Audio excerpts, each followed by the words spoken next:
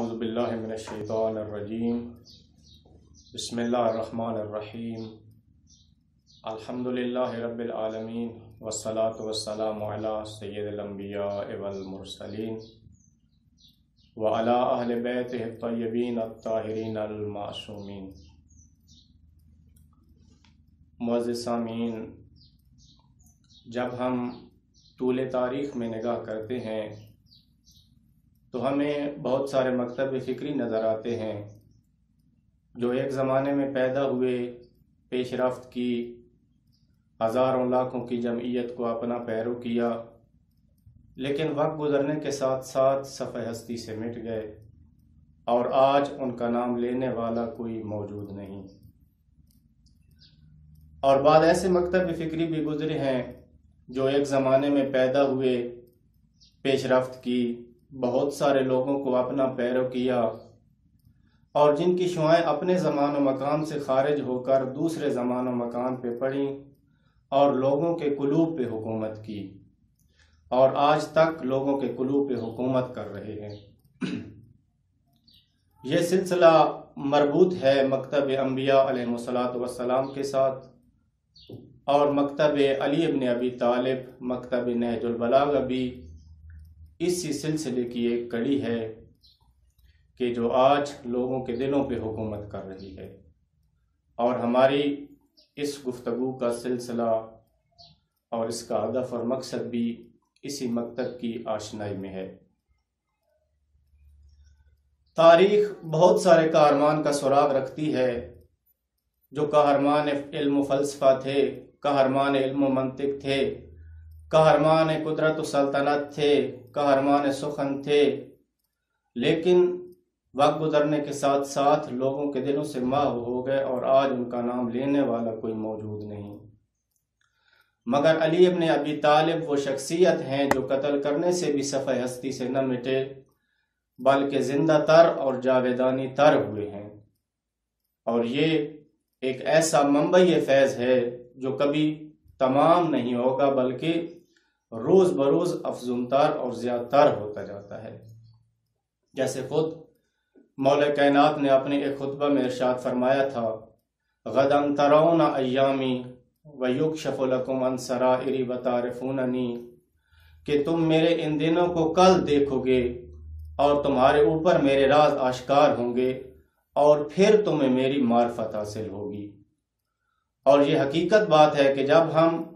نہج البلاغہ کا مطالعہ کرتے ہیں اور افکار الہی علی کا مطالعہ کرتے ہیں تو پتہ چلتا ہے کہ روح علی کسی خاص دنیا سے محدود نہیں بلکہ تمام دنیا و جہان میں حضور رکھتی ہے۔ جہان کی شخصیات مرگ کے ساتھ مر جاتی ہیں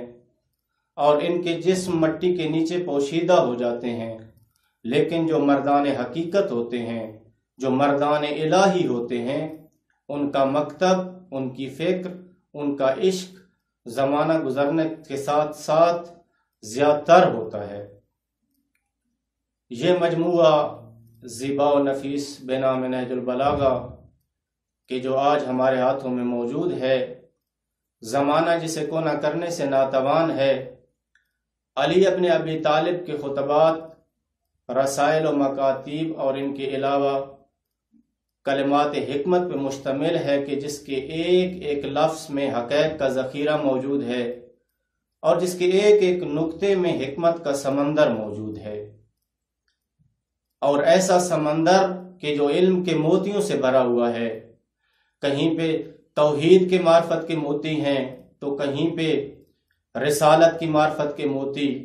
کہیں پہ امامت و ولایت کے موتی ہیں تو کہیں پہ زہد و تقوی کے موتی۔ جہاں جہاں بھی انسان کی نگاہ پڑتی ہے وہاں وہاں علم کے موتی بکھرے ہوئے نظر آتے ہیں۔ مولا کائنات کے ارشادات کے اس تنوع کو اس تناظر میں ہم دیکھ سکتے ہیں کہ خداوند عالم نے انسان کو جن دو صلاحیتوں سے نوازا تھا اور اپنی رحمت کا مرقع قرار دیا کہ ایک کی طرف علامہ البیان کے ذریعے اشارہ کیا اور دوسری کی طرف علامہ بالقلم کے ذریعے، تو مولا کائنات نے ان دونوں وسائل سے خوب استفادہ کیا۔ زبان کے ذریعے خطبات کی دنیا کو آباد کر دیا اور قلم کے ذریعے خطوط و رسائل کا ذخیرہ جمع کر دیا۔ نہ خطبات کی دنیا میں علی بن ابی طالب جیسے خطبات پائے جاتے ہیں، اور نہ مکاتب و رسائل کی دنیا میں علی بن ابی طالب جیسے خطوط و رسائل موجود ہیں۔ اور پھر کلمات قصار اور خطبات میں اجمال و تفصیل کا فرق پایا جاتا ہے، کیونکہ عوام الناس کے لیے طولانی تقریر درکار ہوتی ہے اور خواص کے لیے اشارہ ہی کافی ہوتا ہے۔ تو مولا کائنات نے ان دونوں ابزار سے استفادہ کیا، اور اس کمال و فصاحت کے ساتھ کہ نہ طولانی خطبات سے اہل علم و فن کو کسی طوالت اور تھکاوٹ کا احساس ہوتا ہے، اور نہ ہی کلمات قصار کے مختصر ہونے کی وجہ سے عوام الناس یکسر محروم رہ جاتے ہیں۔ تو انہی کلمات کے ساتھ آپ سے اجازت چاہوں گا۔ والسلام علیکم ورحمۃ اللہ وبرکاتہ۔